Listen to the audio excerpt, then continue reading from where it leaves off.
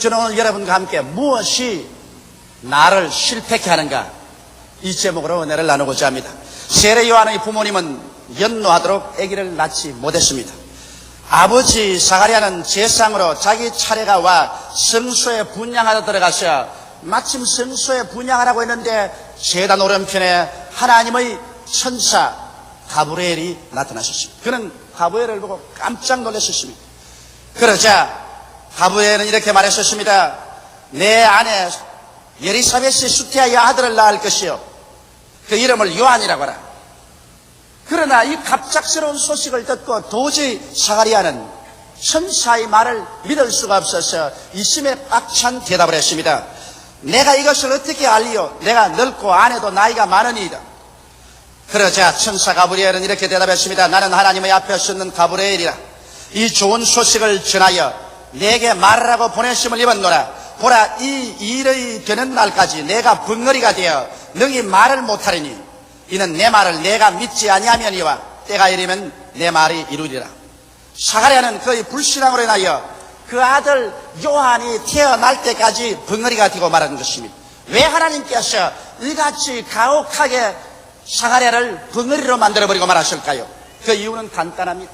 사가랴가 천사가 전해준 말을 믿지 않고 계속 부정적인 마음과 부정적인 말을 하면은 하나님의 역사가 이루어질 수가 없기 때문인 것입니다.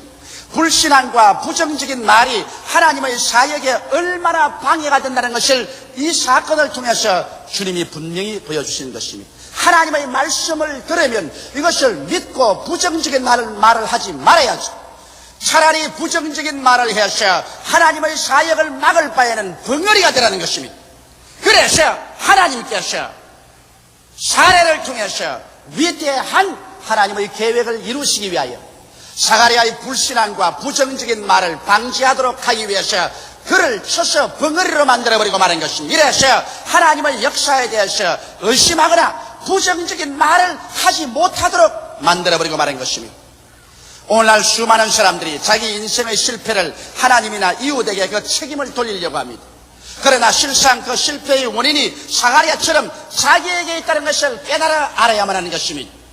그럴 때 그 사람에게 행복이 다가오는 것입니다. 그러면 어떠한 것들이 우리들을 실패케 하는 요소가 될 수 있는 것입니다. 오늘 저는 여러분과 나를 실패케 하는 요소를 지적해 줌으로 말미암아 사가랴처럼 실패하지 않고 위대한 인생을 살아갈 수 있는 길을 모색하게 되기를 바랍니다. 첫째로 여러분, 우리가 이 세상에 살면서 하나님께 응답을 받고 믿음의 생활을 하기 위해서는 자기의 자존심을 상실해서는 안 됩니다. 수많은 사람들이 열등의식과 좌절감과 자기 비하의 심정을 가지고 나는 아무것도 아니다, 나는 은혜를 받거나 축복을 받았나는 자격이 없다, 이와 같이 내심 끊임없이 시인하고 있는 것입니다. 이것은 무서운 부정적인 파괴가 되고 마는 것입니다. 자기 스스로를 실격자로 믿는 이상 그 사람은 결코 성공적인 인생을 살아갈 수가 없습니다. 자기가 자격이 없다고 하는 사람이 하나님께서 아무리 축복을 주셔도 이것을 담대한 믿음으로 소유할 수가 없는 것입니다. 이렇기 때문에 자존심을 상실한 사람은 하나님 앞에 설 수 있는 그릇이 준비 안 된 사람인 것입니다. 저는 이런 간증을 읽어보았습니다. 한 사람이 사람을 죽이는 죄만 짓지 아니하고 세상의 죄란 죄는 다 지었습니다. 그러고 난 다음 나이가 50쯤에 되고 보니 이제는 지쳤습니다. 면도할 때 자기 얼굴을 거울 속에 들어보면 미운 생각밖에 없습니다. 야, 이 못난 자야, 이 죄인아, 이 더러운 녀석아, 너는 인생을 행복하게 살아갈 자격이 없다. 그래서 열등의식과 좌절감과 자존심을 전혀 상실한 생활 속에서 살기 때문에 말도 행동도 거칠고 세련되지 못했었습니다. 아내에게 멸시를 당하고 자식들에게 존경을 받지 못했었습니다.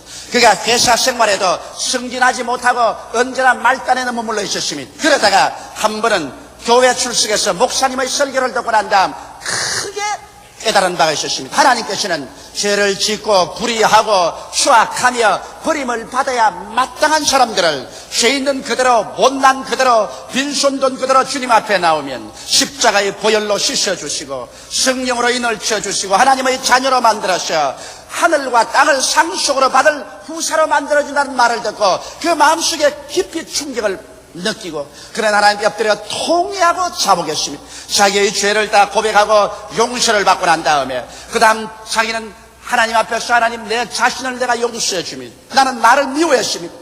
나를 멸시했습니다. 나를 천대했습니다. 그러나 이제부터는 내가 하나님의 아들이 되었으므로 내가 나를 사랑하고 나를 존경합니다.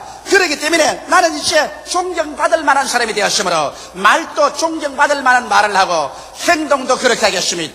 그래서 그의 생애가 그리스도 안에서 완전히 변화되어 자기 스스로를 존경할 수 있는 자가 되어서 그런 말과 행동을 하자 얼마 있지 않아야 자기 아내에게 존경을 받고 자녀들에게 수왕을 받게 되었습니다. 직장에서도 사람들이 다 그를 존경하게 되고 그의 지위가 향상되고 축복받은 삶을 살게 됐다는 그와 같은 간증을 지은 것을 읽어봤습니다. 여러분, 오늘 우리들은 하나님의 아들로서 우리 마음속에 스스로 자존심을 갖지 않으면 안 되는 것입니다. 나는 못났다. 나 같은 사람은 버림받을 존재다.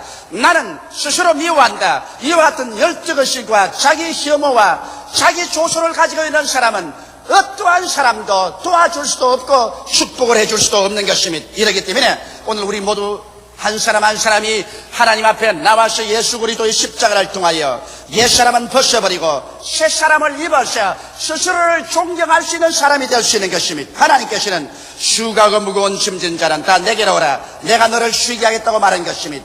자기 열등의식과 좌절감의 수고하고 무거운 짐을 짊어지고 자기를 조수하고 자기를 비난하며 사는 인생들이 십자가 밑에 와서 죄를 고백하고 예수를 구주로 모실 때 하나님께서는 그 사람에게 값없이 죄사함을 주시고 의롭다함을 주시고 하나님의 자녀가 되게 만들어주는 것입니다. 한번 생각해 보십시오. 하늘과 땅과 세계와 그 가운데 모든 것을 지으신 영원 무궁한 왕 되신 하나님께서 여러분과 나를 용접해서 신자식으로 만들어주시고 예수 그리스도와 함께 만유를 상속으로 받을 자로 만들어주시니 이 얼마나 위대한 자격과 은총을 얻는 것이 아니겠습니까? 이러므로 예수 그리스도 안에서 하나님 앞에 인정을 받고 용납을 받고 축복을 받고 난 다음에는 자기 스스로가 새 사람이 된 것을 느낄 수 있습니다. 누구든지 그리스도 안에 있으면 새로운 피조물이라 이전 것은 지나가시니 보라 새 것이 되었다고 바울 선생은 외쳤습니다. 이와 같은 새 사람을 볼 때 자기 스스로를 존경할 수 있게 되고 그래서 어느 심사 행동을 존경받을 자로 행하게 될 것이요 이렇게 되면 가족에서 이웃에서 그리고 불신자의 사회 속에서 존경을 받게 되는 자존심을 가지게 되는 것입니다. 사람은 자존심을 가질 때 어깨를 펴고 살 수 있으며 하나님 앞에 나와서 기도할 때 담대하게 기도할 수 있고 또 믿음의 역사가 일어날 수 있는 것입니다. 이러므로 오늘 우리를 실패케 하는 것은 자존심을 상실할 때 실패케 하는 것입니다. 우리의 자존심은 예수 앞에 나와서 회개하고 하나님을 아버지로 섬기고 성령으로 충만하고 말씀에 서서 살게 될 때 하나님이 주시는 위대한 자존심을 얻을 수가 있고 회복할 수가 있는 것입니다. 둘째로 여러분 우리를 실패케 하는 것은 꿈을 상실하고 살 때 우리를 실패케 하는 것입니다. 꿈은 믿음의 어머니입니다. 사람들은 생각하기를 나는 열심히 기도하고 애쓰면 많은 믿음을 얻을 수 있을 것이라고 생각하는데 실제는 그렇지 않습니다. 여러분 꿈이 없으면 아무런 믿음도 소용이 없습니다. 꿈이 없는 사람에게는 신념도 필요가 없는 것입니다. 왜?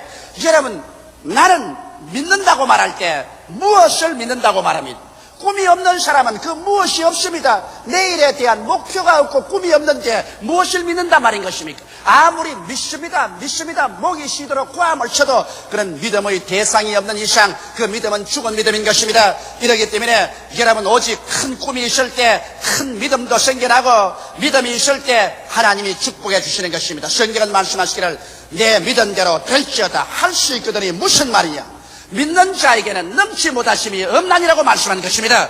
오늘날 세상의 생존 경쟁 속에서 승패는 우리의 가슴 속에 끓어오르는 신념에 있는 것입니다. 믿음이 여러분과 나를 승리자로 만드는 것이지 마음의 불안과 공포와 좌절감을 가지고 있는 사람은 절대로 인생을 승리로 살아갈 수가 없는 것입니다. 이러므로 오늘 꿈을 상실한 사람에게는 믿음도 있을 수가 없습니다. 그렇기 때문에 인생의 목표가 무엇인지 분명히 알아야 됩니다.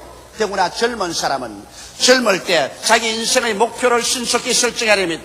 나는 여러분에게 오늘 질문하겠습니다. 여러분 1983년도 마지막 무엇이 이루어질 것을 기대하고 있는 것입니까? 여러분 금년 한 해 동안에 무슨 목표를 세우고 살아셨습니까? 앞으로 5년 후에 여러분은 여러분의 인생에 무엇이 일어날 것을 기대하고 있습니까? 앞으로 20년 후에 여러분은 무엇이 성취될 것을 기대하고 있습니까? 그런 목표도 없이 그 목표가 이루어질 꿈과 환상 가운데 살지 아니하고 바람 부는 대로 물결 치는 대로 인생 365일을 그대로 먹고 자고 깨고 먹고 자고 깨는 사람은 패배자에 불과한 것입니다. 사람은 여러분 목표를 향해서 추구해 나가도록 지어져 있습니다. 이렇기 때문에 우리들은 인생의 목표가 무엇인지 분명히 알아야 됩니다. 사람들은 순복음 중앙교회가 어떻게 그렇게 발모하게 성장했냐고 말합니다. 우리 순복음 중앙교회는 1958년도에 시작한 이후로 지금까지 한 번도 목표를 세우지 않고 살아온 지역이 없습니다. 우리는 5년 전에 순복음 중앙교회가 1984년도까지 50만 성도가 될 것을 목표를 세웠습니다. 그러므로 우리는 5년 전부터 이 목표를 세우고 이 꿈을 꾸고 이 꿈을 성취하기 위해서 전력을 기울여 왔었습니다. 우리는 명년까지 50만 성도가 될 것을 우리는 믿고 있는 것입니다. 왜? 우리에게 목표가 있기 때문에 목표를 가지고 꿈을 꿀 수가 있는 것입니다. 사랑하는 성도 여러분, 여러분께서 진실로 하나님의 축복을 받기 위해서는 여러분의 1년 동안의 목표가 있어야 됩니다. 여러분 앞으로 5년 동안 여러분의 가정의 경제 상태, 사업, 여러분의 자녀, 여러분의 건강, 여러분의 행복에 대한 목표를 설정해야만 되는 것입니다.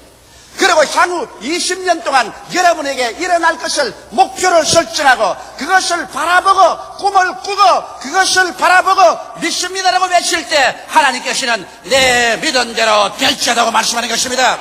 이 세상에 우연이란 일어나지 않습니다. 요행이 일어날 것이다. 설마 잘 되겠지. 옛말에도 설마가 사람 잡는다는 말이 있는 것입니다. 설마는 일어나지 않습니다. 요행이란 일어나지 않습니다. 여러분께서 목표를 설정하고 꿈을 가지고서 그 목표가 이루어진 모습을 바라보고 거기에 취해서 전력을 기울일 때 하나님께서 함께 역사해 주는 것입니다. 성경은 밝히 말씀하기를 믿음은 바라는 것의 실상이라고 말한 것입니다. 바라는 것, 그 목표가 분명하지 아니하면 믿음은 실상이 없습니다. 믿음은 그것은 죽은 믿음이 되고 마는 것입니다. 이러므로 목표와 꿈이 없는 믿습니다를 하지 않고 끊임없이 꿈을 가지는 여러분이 될 때 여러분은 그 꿈을 통해서 위대한 인생을 살게 되는 것입니다. 꿈이 없는 개인, 꿈이 없는 청년, 대학생, 꿈이 없는 민족은 망하고 마는 것입니다. 이러므로 여러분께서 성공적인 인생을 살기 위해서는 하나님 앞에서 말씀을 통하여 성령의 은혜를 통하여 기도하는 가운데서 1년의 꿈을, 5년의 꿈을, 20년 후의 꿈을 가지게 되시기를 주의 이름으로 축원합니다. 셋째로 여러분, 자신을 상실한 사람은 아무것도 할 수가 없는 것입니다. 이 세상에서 사람들이 자신을 상실하고 자기 상실증의 병에 걸려 있습니다. 이것이 바로 할 수 없다 병인 것입니다.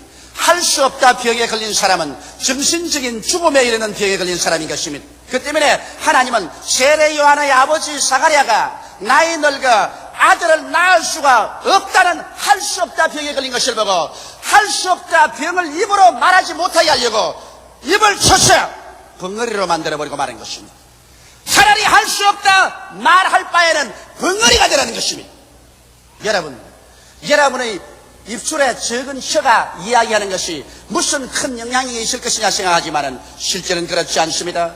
여러분의 입술의 말 한마디가 천지를 지으신 하나님이 그 배후 위에서 움직이게 하는 것입니다. 하나님은 여러분의 입술의 말을 통하여 움직입니다. 성경은 말씀하기를 여러분의 입술이 얼마나 힘이 있는지 마치 큰 광풍에 화물을 잔뜩 실은 배가 이리저리 마음대로 조정해서 항구로 나가는 것처럼 여러분의 적은 혀도 그렇게 여러분의 인생의 운명을 좌우한다는 것입니다. 혀가 적어서 날름거리고 말을 하지만 그러나 그 혀의 말을 따라 밑에 거대한 능력이 움직이기 시작하는 것입니다. 혀는 마치 질풍처럼 달리는 말의 입속에 자갈과 같다고 말했습니다. 적은 자갈 눈에 안 보이지만 이것으로 말을 좌우로 움직이는 것처럼 여러분의 혀의 말로 따라서 거대한 창조적인 힘이 그 말에 따라 좌우로 움직이기 시작하는 것입니다. 적은 불이 온 도시를 태우는 것처럼 혀의 적은 것이 온 도시를 태울 만한 위대한 능력을 일으킨다는 것입니다. 오늘날 여러분과 나의 생에 위대한 창조를 가져오기 위해서 창조적인 위대한 능력인 성령께서 와 계시지만은 여러분과 나의 입술의 말을 통하여 이 위대한 창조 능력이 움직이고 있는 것입니다. 그렇기 때문에 여러분께서 할 수 없다 병에 들려서 할 수 없다고 말하고 있으면 여러분을 살릴 도리가 없습니다. 이스라엘 백성이 모세를 따라서 가데스 바네아까지 왔었습니다. 12 정탐꾼을 40일 동안 정탐시켰는데 그 중에 정탐하고 온 사람들 중에 10명은 할 수 없다 병에 들린 사람이었습니다. 그래서 그들은 끊임없이 할 수 없다고 외쳤습니다. 우리가 정탐한 땅은 산은 높고 골은 깊었습니다.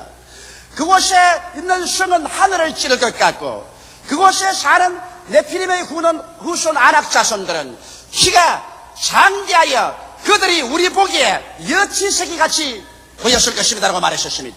이와 같은 할 수 없다 병은 유행병처럼 돌아서 온 이스라엘 300만이 땅을 치고 밤새도록 울면서 우리 장관을 세워 애굽으로 돌아가자 할 수 없는 유행병에 걸렸었습니다. 그것이 오직 여호수아와 갈렙만이 할 수 있다, 들어갈 수 있다, 그 땅을 점령할 수 있다고 말한 것입니다. 그러나 사람들은 여호수아와 갈렙을 돌로 쳐 죽이려고 한 것입니다.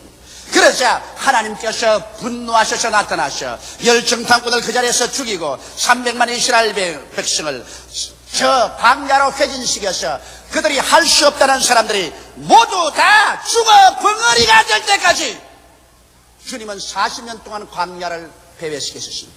이래서 할 수 없다 백성이 다 죽어 그 입술이 벙어리가 되고 난 다음에 할 수 있다는 여호수아와 갈렙을 앞세워서 그 후손들을 데리고 가나안 젖과 꿀이 흐르는 땅으로 들어간 것입니다.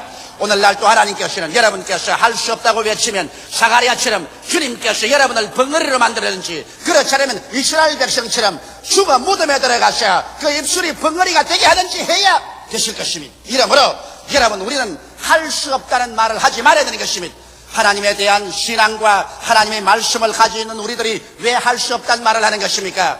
천지와 만물을 지으신 하나님이 여러분 편에 계시고 예수께서 십자가 걸머지시고 죄를 속해 주시고 성령을 주시고 질병을 치료해 주시고 저주를 다 제하여 번창을 주시고 그리스도의 재림할 약속을 주셨는데 왜 여러분이 할 수 없다는 말인 것입니까? 여러분에게는 말씀이 있고 하나님의 성령이 계시지 않습니까? 이러므로 할 수 있거든이 무슨 말이냐? 믿는 자에게는 능치 못하심이 없나니라고 말씀하신 것입니다. 이러므로 우리는 할 수 있습니다. 매일같이 긍정적인 할 수 있다 이 말을 외쳐야 됩니다.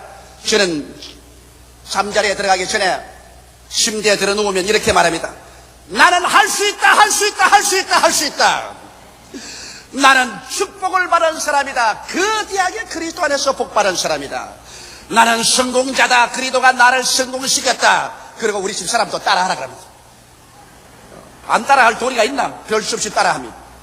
그리고 아침에 일어나면 나는 말합니다. 나는 성령님과 하루 같이 일한다. 나는 할 수 있다, 할 수 있다, 할 수 있다.